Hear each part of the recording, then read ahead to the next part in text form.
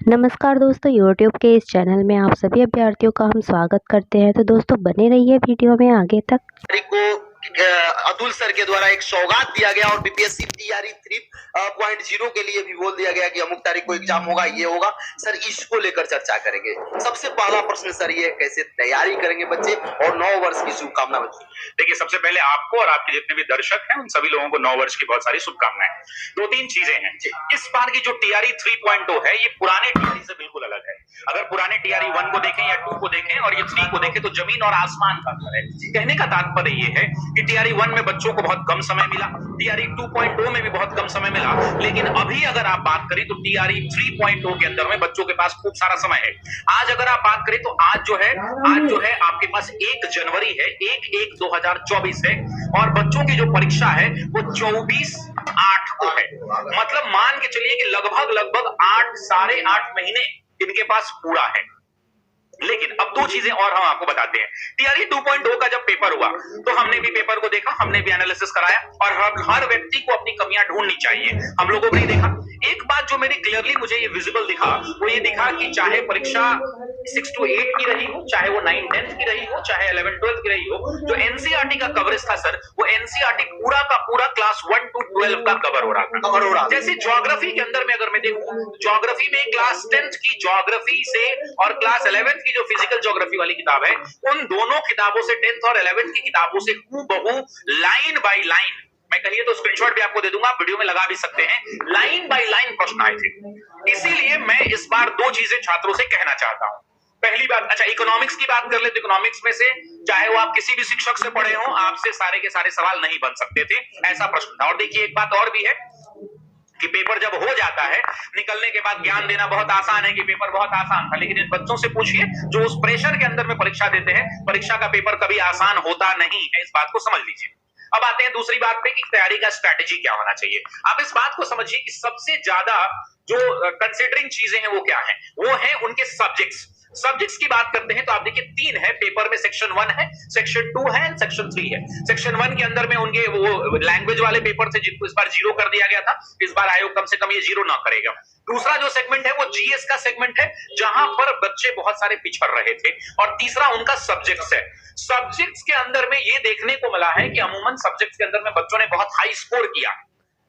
अब high score करने वाले कौन लोग थे? जो पहले से किसी प्राइवेट स्कूल में पढ़ाते थे, सीबीएसई एफिलिएटेड स्कूल्स में पढ़ाते थे, और या कोचिंग, ये सच है या नहीं आप ही बताइए। बिल्कुल सच है। तो अब सवाल ये उठता है कि फिर से वो लोग आएंगे, तो इस बार बच्चे क्या करें? इस बार बच्चे बस इतना ही करें। हमने खुद की बात मैं अपनी करता हूं, क्योंकि ऑफिसर एकेडमी आप जानते ही हैं कि शिक्षक भर्ती में जब कहा जाता है तो मैं तो आपको भी कहता हूं कि आप माइक उठाइए और बिहार का कोई स्कूल घूम जाइए, वहां अगर जो शिक्षक मिलेंगे वो ऑफिसर एकेडमी के छात्र जरूर होंगे। सर बहुत जल्द इस सर्वे को मैं कर रहा हूं, हम लोग इससे पहले आपका बिल्कुल स्वागत है, आप जाइए करिए। लेकिन मैं 2-3 चीजें इन छात्रों को बताना चाहता हूं। आप ना लिस्ट ऑफ प्रायोरिटी डिसाइड करिए। हर बच्चे का प्रायोरिटी अलग है। जैसे इतिहास के अंदर में जो सबसे ज्यादा छकाया, शायद ही कोई बोलेगा, वो था वर्ल्ड हिस्ट्री, यानी विश्व का इतिहास। क्योंकि विश्व का इतिहास ना दरोगा के बच्चे पढ़ते हैं, ना बीपीएससी वाले पढ़ते हैं, क्योंकि वर्ल्ड हिस्ट्री ने सबको छकाया है इस बार, क्योंकि बच्चे उस पर विशेष ध्यान नहीं देते हैं। जो पढ़ने का स्टाइल होना चाहिए, जो हम इस बार अडॉप्ट कर रहे हैं अपने यहाँ, हमने इस बार कहा है कि हमारे पास 8 महीने समय है। जब ऑफिसर एकेडमी आपको 1.5 महीना में पूरा पढ़ा देता है, तो इस बार तो 8 महीना है। हम 6 महीना आपसे मांगते हैं, और छात्रों को भी कहते हैं कि घर पे जो लोग हैं वो भी 6 महीना। देखिए मात्र 6 माह में आपको करना क्या है, आप इस बात को समझिए। 6 मंथ्स के अंदर में बच्चों को मान लीजिए कि टॉपिक नंबर 1 पढ़ रहे हैं। जैसे मैं इस बार मैंने जो अपने हिसाब से कोर्स को डिजाइन करा है, उसमें ये है कि मैंने रिवोल्ट ऑफ 1857 पढ़ाया, एनसीईआरटी से पढ़ लीजिए। लेकिन आपको ये करना है कि आप अपने शिक्षक से कहिए कि मैंने अगर रिवोल्ट ऑफ 1857 पढ़ाया, तो टीचर का ये काम बनता है कि उसके नीचे क्लास 6 से लेकर क्लास 12 तक में जहां जहां रिवोल्ट ऑफ 1857 है, उसको अलाइन करके एक जगह करके बच्चे पढ़े। मतलब topic followed by the class 6 to 12 के एनसीईआरटी में जहां भी ये टॉपिक है, वो followed by the BPSC level MCQ questions. उसके बाद आपके पास कुछ भी नहीं बचेगा। जिस सेट को लगाना है आप लगाइए, जिन किताबों को लगाना है। दुनिया में कोई किताब खराब नहीं है और दुनिया का कोई भी शिक्षक खराब नहीं है। मैं सभी शिक्षकों का बराबर का सम्मान करता हूं, लेकिन आपको पढ़ना होगा, आपको मेहनत करना। सर 2-4 सवाल अभ्यर्थी का है। सबसे पहले सवाल ये है कि क्या इस बार जिस तरीका से बीपीएससी टीआरई 1 और 2 समाप्त किया गया, ये टीआरई 3 दिया जाएगा? रिजल्ट का भी डेट दे दिया दिया गया है, सब कुछ है सर। इसमें 1 to 5, 6 to 8, 9, 10 और 11, 12 सभी का सीट रहेंगे। बिल्कुल बिल्कुल डेफिनेट रूप से आप जब समाचार पत्रों का अध्ययन करेंगे, देखिए हम तो ना सरकार के प्रवक्ता हैं, ना हमारे पास कोई इन्फॉर्मेशन विशेष आता है, लेकिन जब आप समाचार पत्रों का अध्ययन करेंगे, कई बार हम लोग अपने एसीएस जो शिक्षा विभाग के पाठक सर हैं, उनका जब हम लोग कोई डाइट सेंटर पे या कहीं वो जाते हैं तो वहां का कोई वीडियो निकल के आता है, तो उसमें वो क्लियरली बोला जाता है कि शिक्षकों की बहाली होगी।